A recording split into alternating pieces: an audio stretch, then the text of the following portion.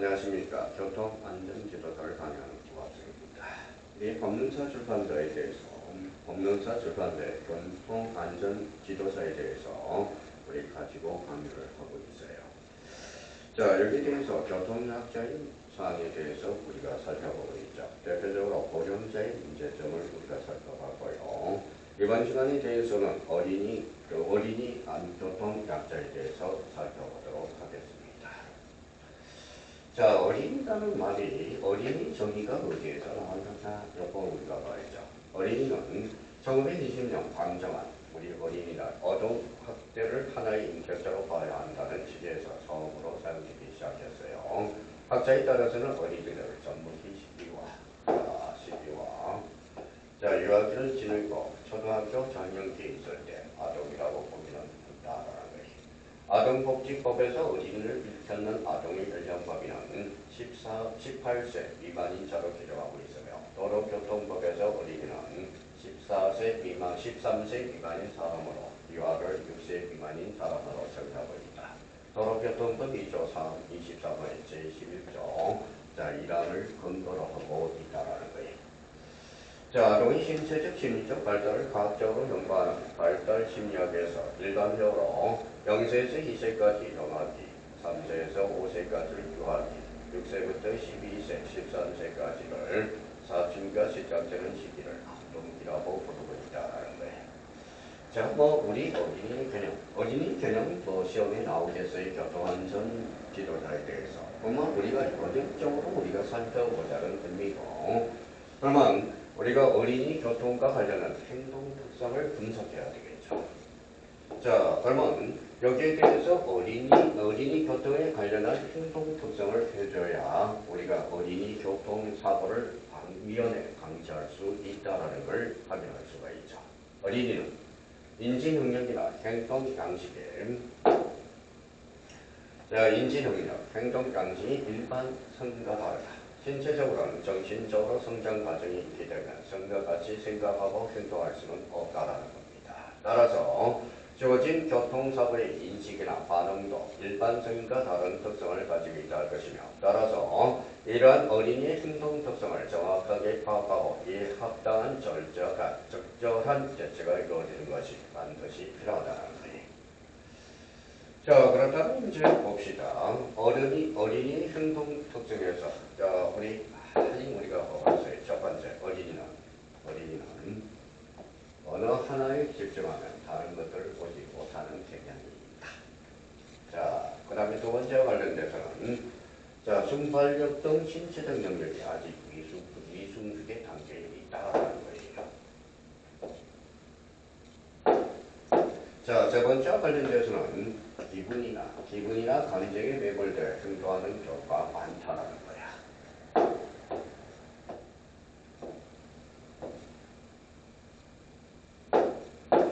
자, 어른들의 행위를 모방하는 경향이 강하고요. 다섯 번째 관련돼서는 교통기관의 특성에 지식이 결여되어 있다는 걸 확인할 수가 있어요. 그러면 어린이의 행동 특성을 알았으니까 그러면 어린이 교통사고 경향들을 우리가 분석해 봐야 되겠죠.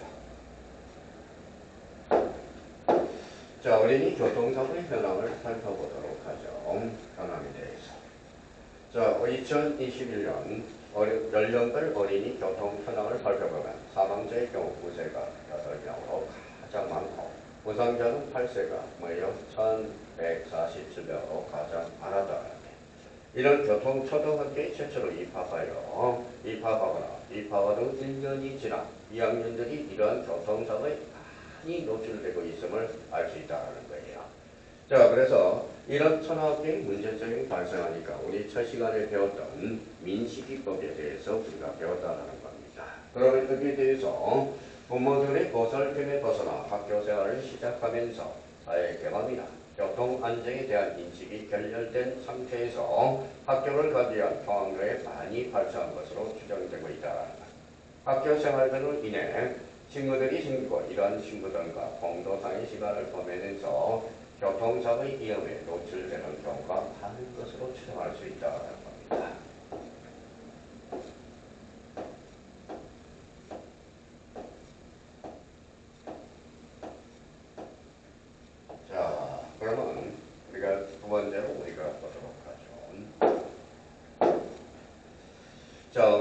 국가 관련돼서는 어디냐? 우리 법령사 자 교통안전지도사에 관련돼서 우리 페이지를 보고 있냐면 자 133페이지를 보고 있어요. 자 2020년도 21년도 연령별 서쿨 전내 어린이 어린이 사상자 통계에 하면 전체 어린이 교통사고에서 서쿨 전내 교통사고가 현재 적게 발생하였음을 알 수 있어. 사망자도 전체 2명밖에 발생하지 않았다는 거네. 이는 민식이법 시행으로서 민식이법이죠. 시행으로 인한 서쿨 전내 운전자에 대한 법적 규제가 어느 정도 효과를 거뒀다는 겁니다. 효과를 거두고 있다는 거죠. 서쿨 전내 부상자의 경우 8세, 10세 사이의 연령대에서 가장 많이 발생하고 있음을 알 수 있고요. 초등학교 저학년의 교통 안전에 대한 교육 및 지도가 반드시 필요함을 알 수 있다는 겁니다. 그래서 이제 연령별 서쿨 전내 어린이 사상자들, 사상들이 우리가 나와 있고요. 이거는 도로교통안전단의 순서로서 우리가 참조를 하시면 되고요.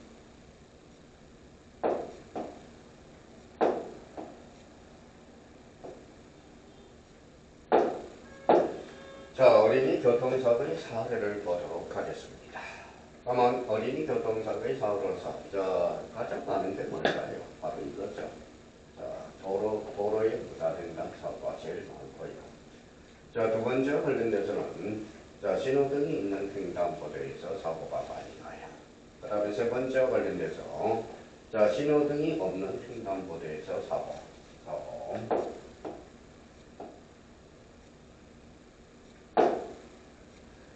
그러면 네 번째 관련돼서 주차나 정차된 차량 사이에 횡단 사고가 많이 발생하고 있다는 걸 확인할 수가 있어요. 그러면 어린이 사고 유형을 우리가 몇 가지를 살펴봤죠. 그 다음에 다섯 번째 관련돼서 살펴보도록 하겠습니다.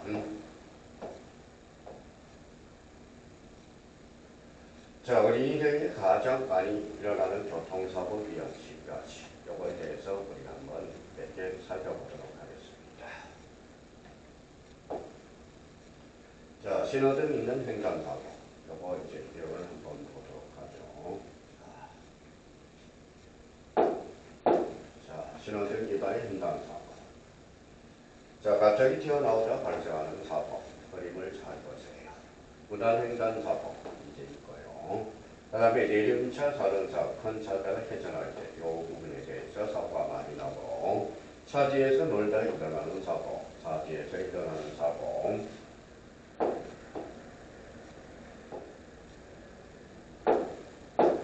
버스 하차후 앞뒤 횡단보도가 사고가 많이 나고 있고요.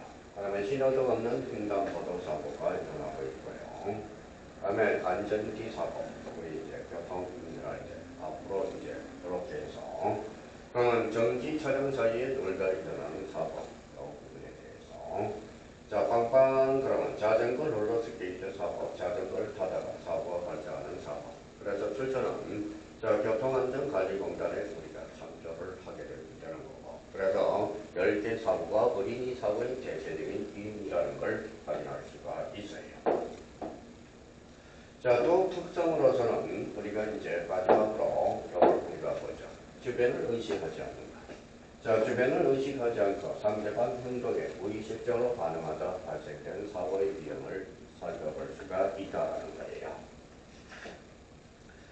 그다음에 이제 우리가 이제 CK 요인과 관련돼서 우리가 보죠.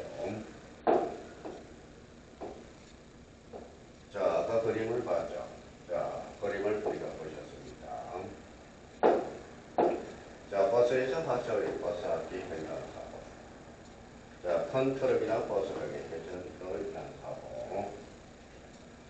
주차된 자동차의 후방에 놀다 발생하는 사고. 운전 중 안전벨트나 헬멧 등의 보호장구 미착오로 발생하는 사고에 대해서 우리가 살펴봤죠.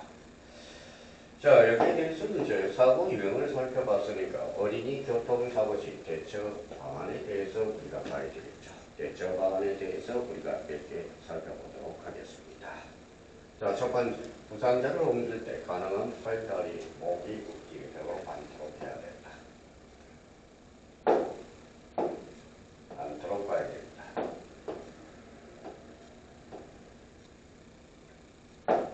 자, 두 번째 관련돼서 최대한 서둘러서 119를 통해 구급차를 불러야 된다. 자, 세 번째 관련돼서 구급차가 오기 전까지 어린이의 상태를 안전하게 유지한다. 네 번째 관련돼서 교통사고를 경찰관에게 신고한 후 사고를 일으킨 운전자의 주소나 성명을 확인한다. 다섯 번째 관련돼서 가벼운 부상이라도 의사의 진단을 받는다.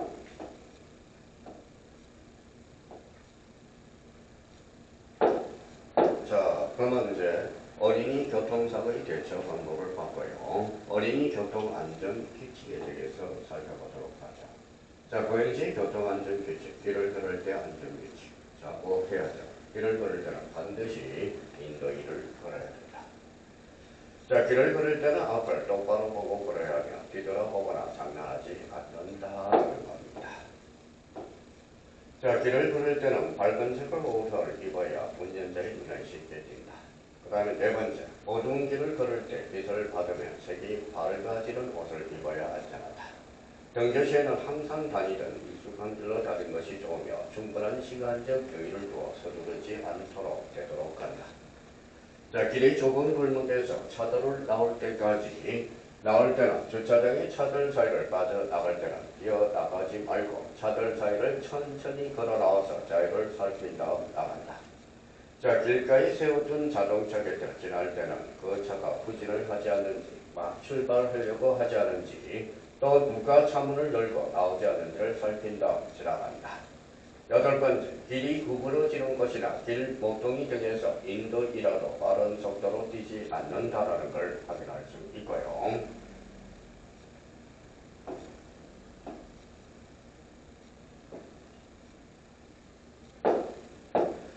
자, 도로를 건널 때 안전 규칙들을 우리가 살펴보면 첫 번째. 자, 첫 번째 관련돼서 우리가 보면 자, 길을 건널 때는 횡단보도나 지하도, 육교도를 이용하며 구간 횡단은 절대 하지 아니한다. 자, 신호등이 횡단보도를 건널 때 보행자 신호가 녹색일 때 왼쪽, 오른쪽, 왼쪽을 바라보아 자동차가 없거나 멈출 것을 확인한 후 차가 오른쪽, 오는 쪽을 바라보며 건넌다. 자, 세 번째 관련돼서 보행자 신호가 녹색에서 적색으로 변하는 시기로서 녹색 신호가 깜빡거리고 있을 때는 다음 신호를 기다려서 횡단한다. 자, 신호등이 없는 횡단보도를 건널 때 서두르지 말고 운전자가 잘 볼 수 있는 곳에 서서 손을 흔들어 차를 멈추게 한 다음 차가 멈출 것을 확인하고 건넌다. 자, 그 다음에 길에 주차되어 있는 차들 사이로 나와 길을 건너야 하거나 정차한 버스 앞으로 길을 건너야 할 때는 뛰어나가지 말고 주차한 자동차나 정차해 있는 버스를 쳐다보면서 천천히 걸어나와 자주를 살피러 건넌다.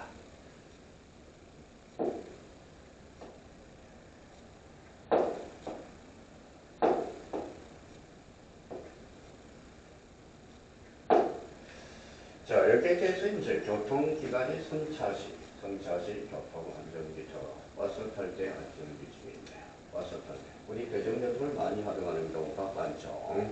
자, 버스는 버스 정류장이 있는 곳에 인도위에 서서 기다리고 탄다.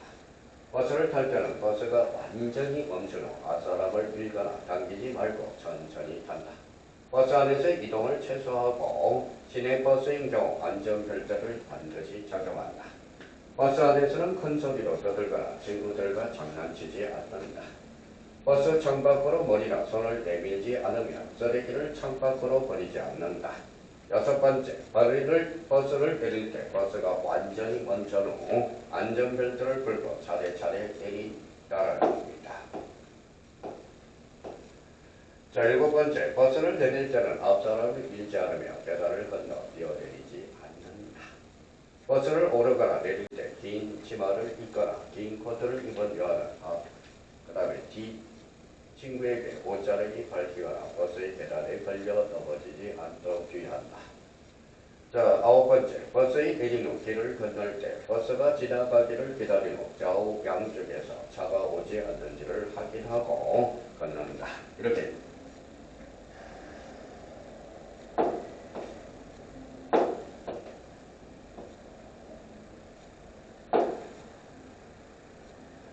자, 성령차를 탈 때 이제 안전규칙이 있네요.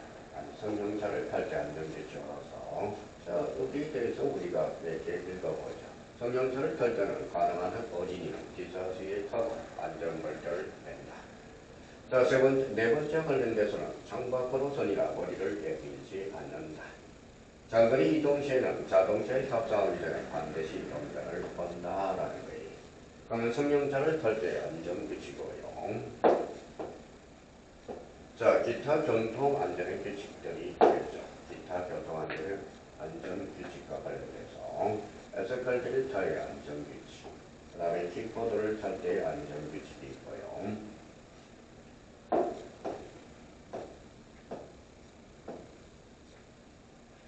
자, 여기와 관련돼서 자전거를 탈 때의 안전 규칙, 특히 자전거 탈 때의 안전 규칙이 많이 벌어지니까 우리 보죠. 천천히 운전하며 과속하지 말고 운전자의 눈에 띄는 밝은 색상을 거슬리는다. 자동차의 움직임에 관심을 가져야 되며 자동차 앞으로 기어들지 않는다.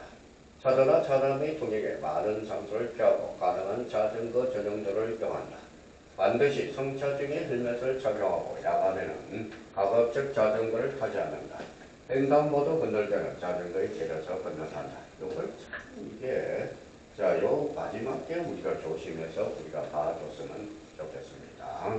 그래서 자전거 사고가 지금 빈번하게 일어나고 있다는 걸 확인할 수가 있어요.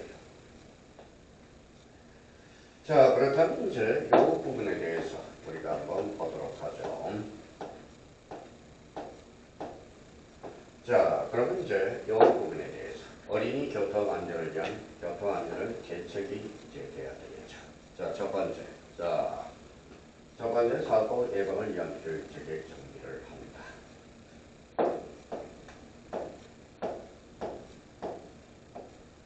자, 두 번째 관련돼서는 자, 어린이 보호구역의 지정 및 운영을 해줘야 된다.